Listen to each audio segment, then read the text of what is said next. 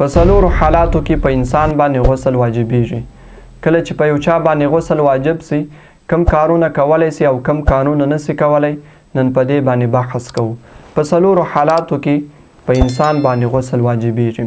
اول حالات چې په انسان باندې غسل واجبوي هغه خروج د مني دی.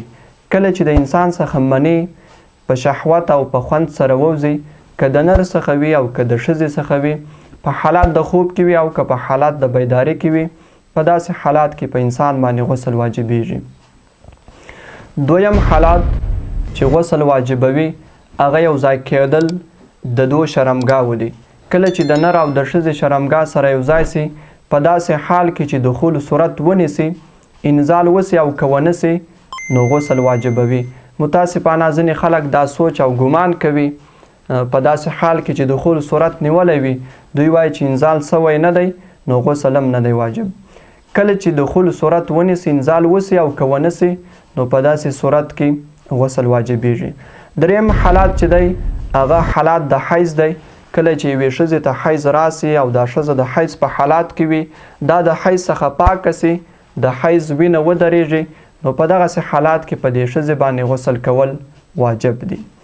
څلورم حالات چې غسل واجبوي هغه حالات د نفاس دی. کله چې یوه میرمن دنیا ته ماشوم راوي، نو دا په حالات د نفاس کې وي.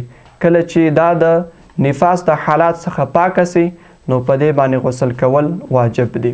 دا هغه څلور حالات وه چې په انسان باندې غسل واجبوي.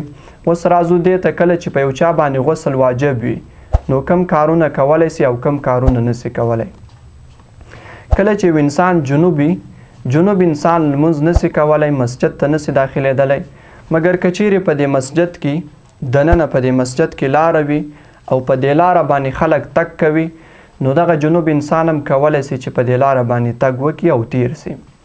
جنوب انسان په خانه کعبه باندې طواف نسي کولی. جنوب انسان قرآن کریم نسي تلاوت کولی. جنوب انسان قرآن کریم مسح کولی نسي، مګر په یو پوښ او په غلاب سره دی کولی سي چې قرآن کریم مسح کړي. او حیضه ښځه کم کارونه نسي کولی. جنوب انسان هغه کم کارونه چې نسي کولی هغه خو تاسې واورېدل. د دې نه ما سوا نور کارونه کولی سي. که چیرې یوه ښځه د حیض په حالات کې وي یا د نفاس په حالات کې وي، کم کارونه کولی سي او کم کارونه نسي کولی. حیضه ښځه هغه لمونځ نسي ادا کولی، د رمضان روژې نسي نیولی، بلکې روژه نسي نیولی که نفلي وي او که فرضي وي. مګر دلته یوه مسئله ستاسې د په یاد وي، کله چې دا ښځه د حیض په حالات کې وي، کم لمونځونه چې دی قضا کړي وي، دا د حیض د حالات څخه پاکه سي، نو په دې باندې دغه لمونځو قضایي نسته. مګر که د حیض په حالات کې روژې خوړلې وي، فرضي روژې خوړلې وي، نو په دې باندې کله چې دا د حیض د حالات څخه پاکه سي، نو په دې باندې د روژو قضایي سته، هغه روژې به دا بیا نیسي. حیضه ښځه مسجد ته نسي داخلېدلی. حیضه ښځه په خانه کعبه باندې طواف نسي کولی. کله چې یوه ښځه د حیض په حالات کې وي، خپل د خاوند سره جما نسي کولی.